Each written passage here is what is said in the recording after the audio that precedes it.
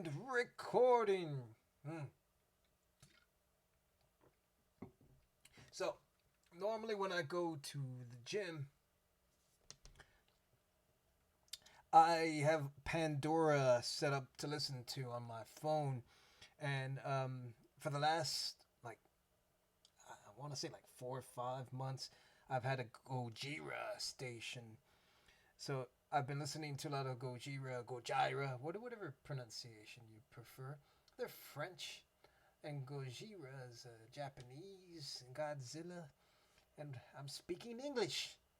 There's language barriers, there's different pronunciations. All of them right, all of them wrong. But I switched from a station based around them to, I felt a little nostalgic to my high school years. So I did a Fear Factory station. So I've been hearing a lot of Fear Factory, a lot of Ministry, which is cool to hear again. I haven't heard them in a while. What else? There's been some more Nine Inch Nails, some more Tool, which is always fun. But I heard a song that I hadn't heard in a while by Fear Factory that I just wanted to play. I've already heard it, but this is more just to showcase to you, the audience, what it is I like to listen to. I do this from time to time. I'll play a couple of tracks, say a little speech there, a little blurb, move on to another one. Just not necessarily to showcase things I like, but also to promote them, to say, if you're following me and you've been promoting things and suggesting things, well, let me return the favor and suggest things to you. So I have this song pulled up by Fear Factory called Cognitive Dissonance. The world, am I right? It's about a 4.5 minute song. It's heavy as fuck. Go!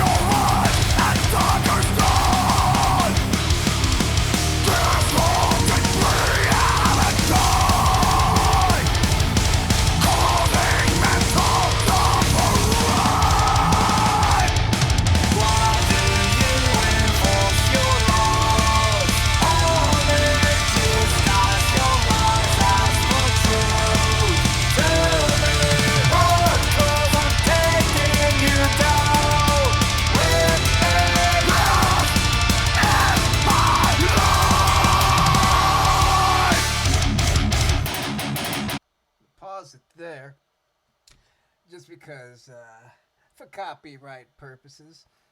I started listening to Fear Factory when I was in high school, so around 1999, 2000 ish. And it's funny that the first line is "There's no such thing as free will." But you listen to them, listen to a bunch of Static X. The Matrix movie comes out, like everything's about machines, and like yeah. So it's funny to have the Fear Factory logo there. All mechanical. Other song titles and like demanufacture, remanufacture. Like it's all machine oriented. Oh, I burped into the microphone again. And like the thing that they're known for, like, is just that double bass kick, like just constant 16th notes, just like a chainsaw almost. And a lot of the guitar riffs are just like that same exact thing over and over, with the difference of the vocal stylings always going versus the sort of like non-singing of the where it's a little out of tune, but it works because since everything's so mechanical, you don't expect it to be like pretty. You expect it to just be like a byproduct, like something that just happens to be there. So, like, I think part of the reason I haven't listened to Fear Factory in quite a while is because a lot of the songs start to kind of bleed together. Just there's a lot of sameness in the way that they construct their music, but this being called aggression continuum, like you can hear the aggression in the music. Like there's like so much like angst and power in the playing. I've seen them live a few times, and they put it into the show. Like the drumming. Ah, it's so good. But I just wanted to say something. Since I have to pause the music anyway, why isn't it letting me?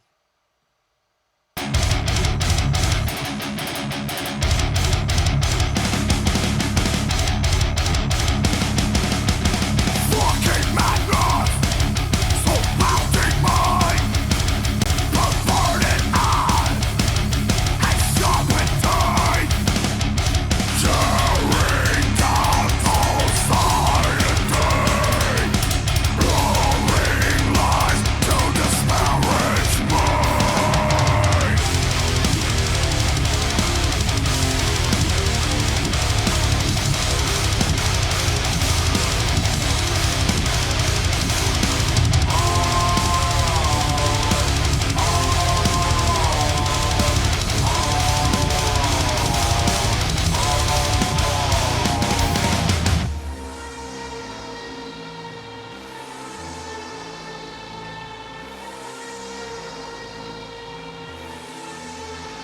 God love this. Running morality,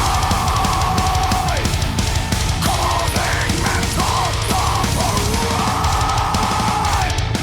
Why do you enforce your laws on it? Disguise your lies as the truth. Tell me what, 'cause I'm taking you down with me. Lost in my life. Lost in my life.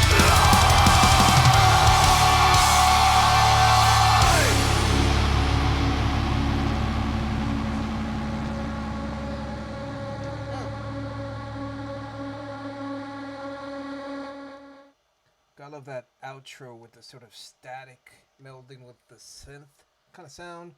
Which reminds me, I got an email not too long ago, like Ticketmaster, like Ticket StubHub, whatever, one of those fucking overpriced, fee-driven things.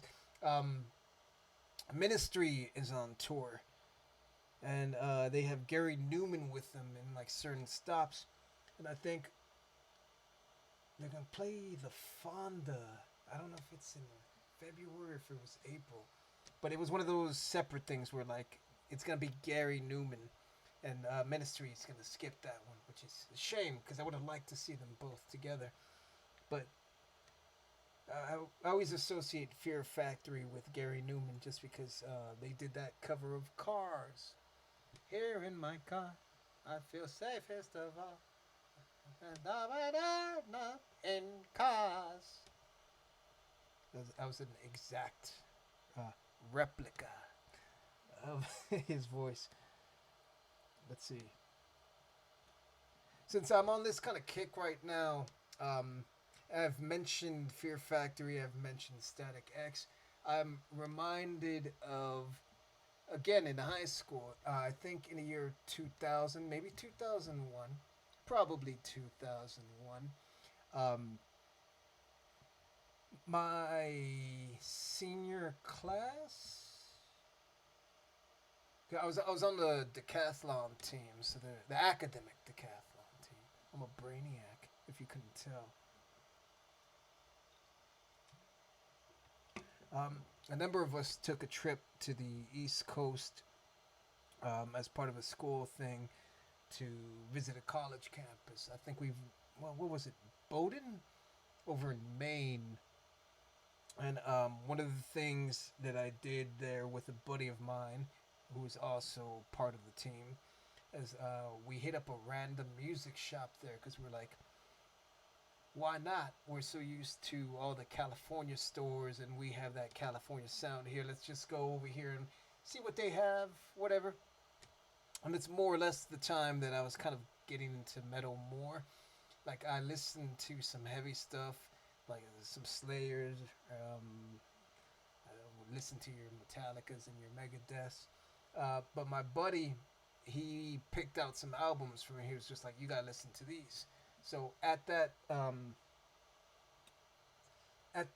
one random music shop in Maine while I'm in high school, I got a copy of Rammstein Mutter, Static X Machine, and then Sevendust. What was it called? It's the image of the album. I think is like a tree, and it's the one that had Praise. Let's go Sevendust Praise. Why is that not low in the video?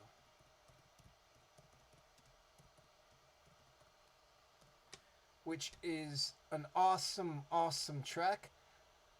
But I remember listening to it and immediately, because my mind does that thing where, like, if I've heard a rhythm or a melody before, I'm like, hey, isn't this that other album? Isn't this that other song? Animosity, that's what that album is called. And it is kind of a tree. But the apple's the main function. But I remember listening to it, and it was the first time that I had heard a metal song and gone, oh, this is a different metal song. This is Symphony of Destruction. But it's still a great track. And since it's on my head, in my mind, let's listen to it. Because why not? I jumped to the rear bumper. Mrs. Kennedy was screaming. I wasn't fast enough. I wasn't fast enough. Yeah, because it's a bullet.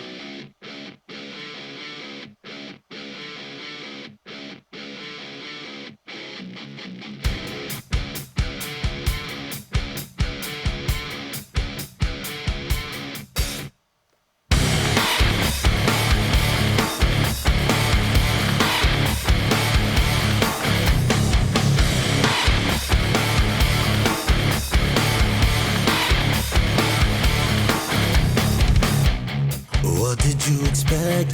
Fools often sometimes forget who really knows what's the truth. Often dignified, how funny changing the tide. It feels like you already knew. Like the devil, you would never run in circles. Feels like you already knew.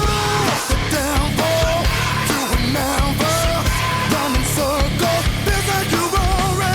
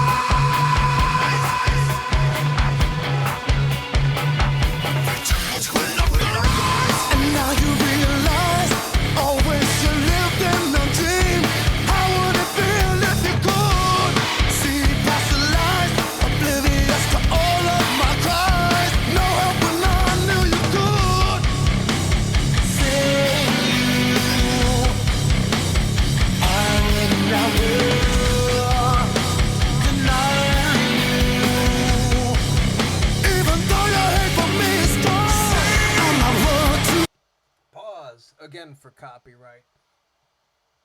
I hate to pause it there since it's building up with the chant,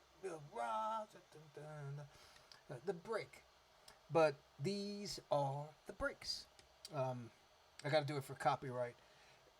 Sevendust is one of those bands where like they're severely underrated, and they're so good. There are better songs than this one. I think in this one, I'm reminded of another video I did,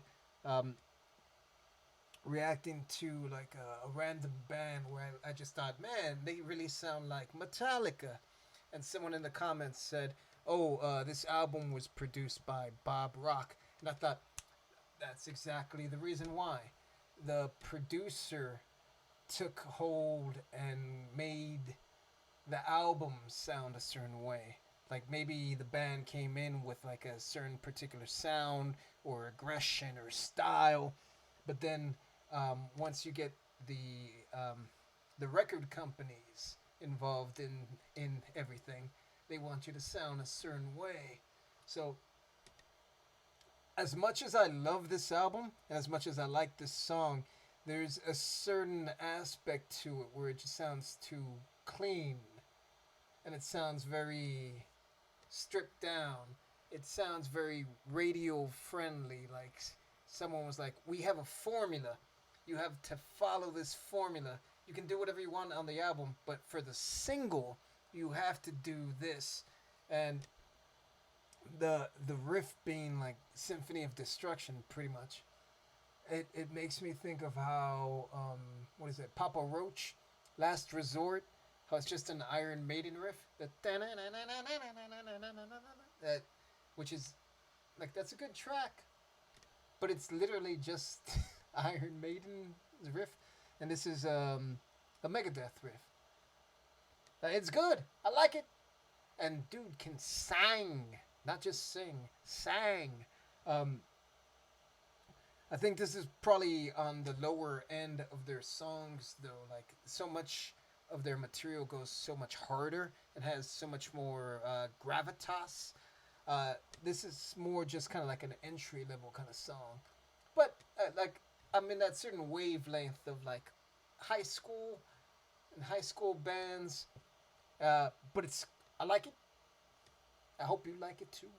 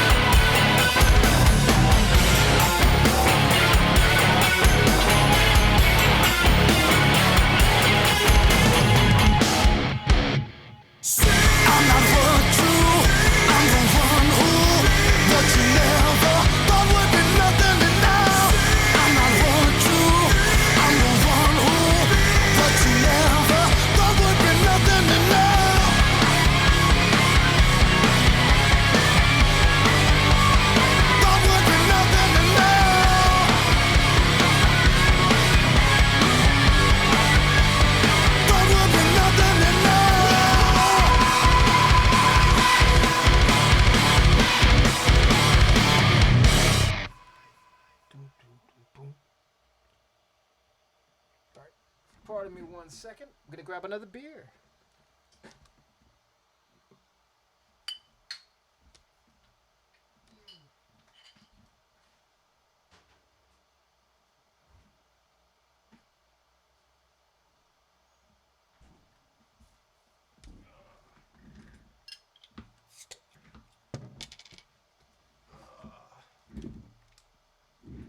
So, in addition to that, I feel like I should do 3.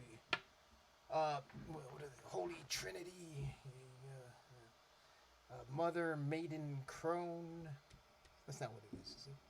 That's Maiden, Mother, and Crone. It's the same one, it's just different order. There's a 3. It's a Holy Trinity, I think I already said. But like, there's magic in the number 3, allegedly. And we're listening to metal. There's lots of triplets. So in keeping with that, and since I'm in a high school kind of mood, let's go Mudvayne. Let's go my favorite Mudvayne song. I think it's my favorite one. It's Severed. Yeah. LD50, I think. Yeah, there you go. 1.5 million views. Pretty famous. We all have a choice. Follow the routine or feel alive. People find different paths to the mountains, and yours can start anywhere. No wasted days. Arc'teryx. At least it wasn't JFK again. Alright, so this is off LD50, which was their debut album, I believe.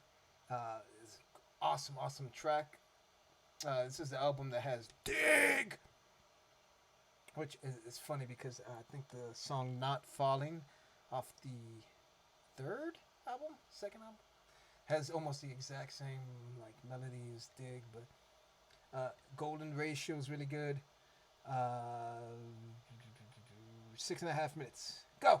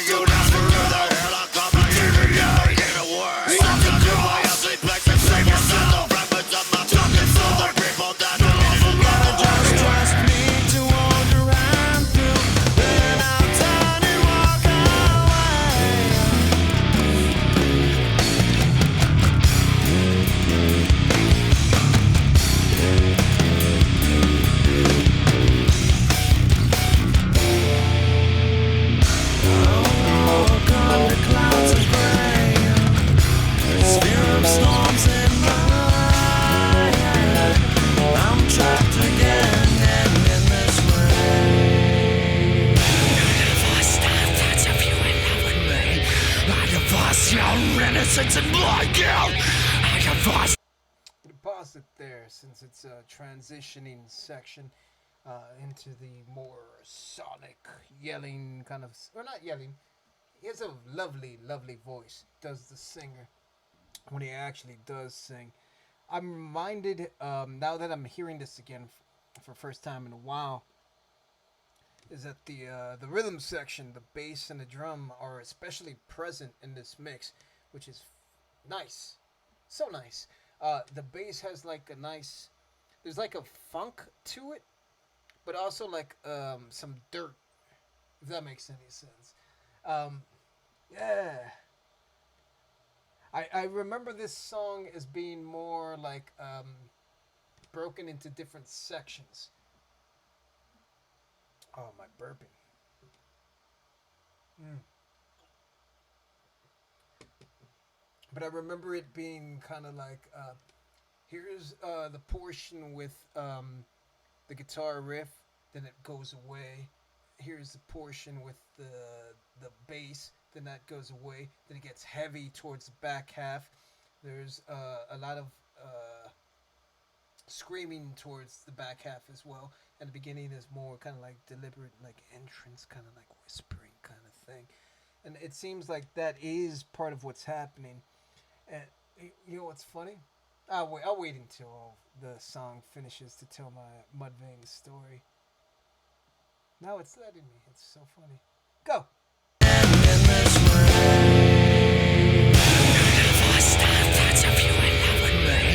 I divorce your innocence and blind guilt. I divorce the lies and the confidence. I'm divorcing every motherfucking day. I divorce the media. I divorce the makeshift holiday. I divorce the dirtiness of violence. I divorce the best apologizing. I divorce control. I divorce the pain. I divorce the virtue. I divorce the rain. I divorce the excuse. I divorce the great. I divorce the great. I divorce iniquity in this motherfucking bullshit. Just want it all together. Just wanna run away to take it myself, my life, takes my fucking mental. I'll be a bitch, me and now. This motherfucking bullshit. In this fucking bullshit.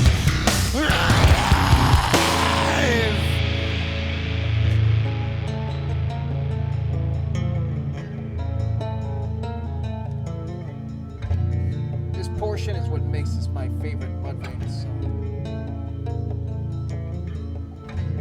I'll always be your shadow and fill your eyes from states of being so far. I can't be the hero anymore. I spit up on my plate and then I turn and walk away.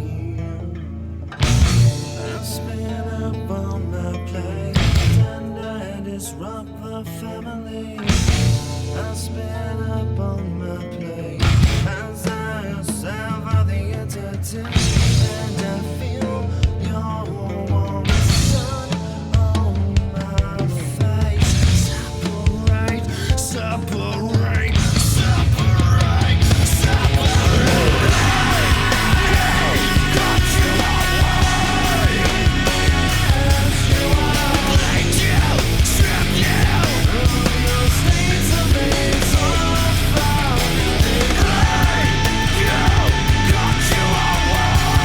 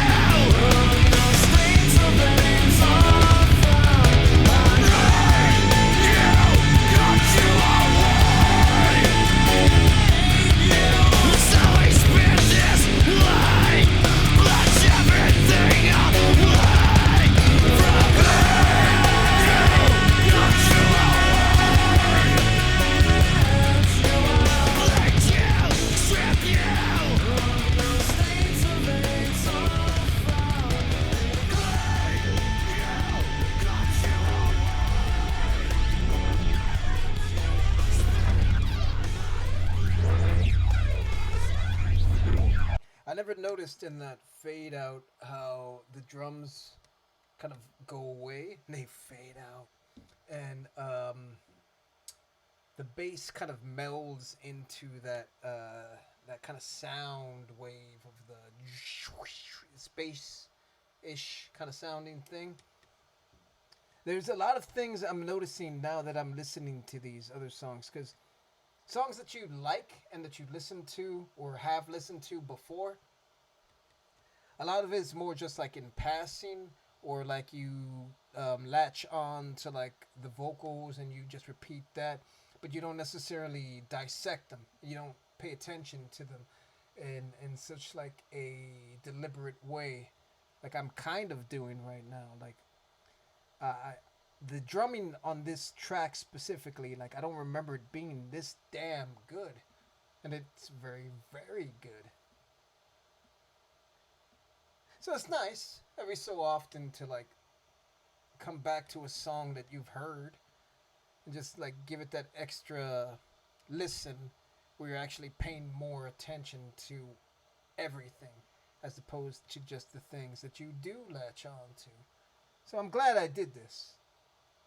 I'm glad I did this. So, my Mudvayne story. I don't know if it was 2003, maybe 2004. I was out of high school. That same friend who went to Maine with me, who bought me those CDs, but he didn't buy them for me. He recommended them, and then I bought them with my money, American money. He hit me up out of the blue and said that he had tickets to go see Craig Kilborn, the Late Show with Craig Kilborn. And I was just like, oh, that's cool. Have fun. I do like Craig Kilborn. But the reason he brought it up was because the musical guest for that particular showing was going to be Mudvayne. I was just like, oh, cool. Yeah, I'm in. And that was after they stopped doing the makeup, and they were just like a band. And I was like, well, let's see what their new music sounds like. And we went to the show, saw them play, had a good time. And I remember telling my buddy, good time had by all. I'll see you the next go round. But as we're saying our goodbyes, like someone in the audience who was like exiting with us was like, hey, are you guys going to go to the Roxy to go see them play their show? And we're like, oh, they're playing at the Roxy? They're like, yeah, they're leaving the studio to go to the Roxy to play tonight. Are you guys going to go? We're like, yeah, we're going to go. Because Craig Kilborn films at CBS Studios, or filmed, which is on Beverly and Fairfax. And to get to the Roxy, you just have to go up to, what is it, Sunset? Then a little bit towards this way, towards like La Cienega. So it's not too far. So obviously, we just found out about it. We didn't have tickets. We thought, fuck it, let's go. And we got to the box office, and they were selling tickets there. So we're like, fuck it, let's buy tickets. And I think we bought tickets for like $15 or $20 or something. And at this point now, I think it was like 6:30 in the afternoon, and doors were set to open at like 7 or 7:30. You're like, all right, this is perfect timing. We just left this place. We're here. We're hungry as fuck, but it doesn't matter. Once we get into the Roxy, we'll have some beers. And even though we're hungry, we won't feel it as much. But we're in line, and we're waiting. And suddenly it's 7 o'clock. Still waiting. Suddenly it's 7:30. We're still waiting, and we're like asking, like, when are they gonna like actually play? Like the doors are supposed to be open, and I think someone mentioned that something happened, that they got to the Roxy late, they're still setting up, and they're not actually gonna play until like, or they're not gonna open the doors until like 8:30 or 9. And at this point, I'm looking at my clock, my watch. Oh, my clock. Who's this? And I have to be at work at like 5 in the morning. So at this point, I'm like, I don't know if I can stay. So we're waiting and waiting and waiting. And then finally, I'm like, I tell my buddy, hey, I gotta leave. I can't stay. Here's my ticket. Like, see if you can give it away. And as I'm handing him my ticket, a guy comes up to me and is like, oh, hey, are you selling tickets? I'm like, why, yes, I am.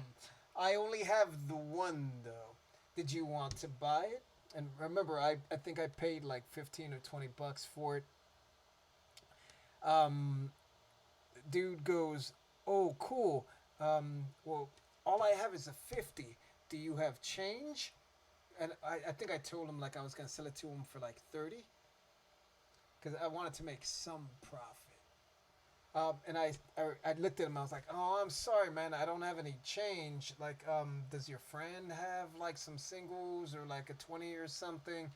Like, I'm trying to be diplomatic about it, but like essentially, I'm trying to take his 50. And then my buddy who I'm with was like, "Oh, I have change." And I'm like, "Dude, what the fuck? He just cost me like so much money." But I sell him the ticket. I hang out for a little bit just because like I want to like hang out with my buddy for a little while and give him shit because he didn't realize that he just cost me some scratch. And then I leave. I don't know when the concert actually started, but apparently it was very, very late. And that is my Mudvayne story. So I think I'll finish off the video with that.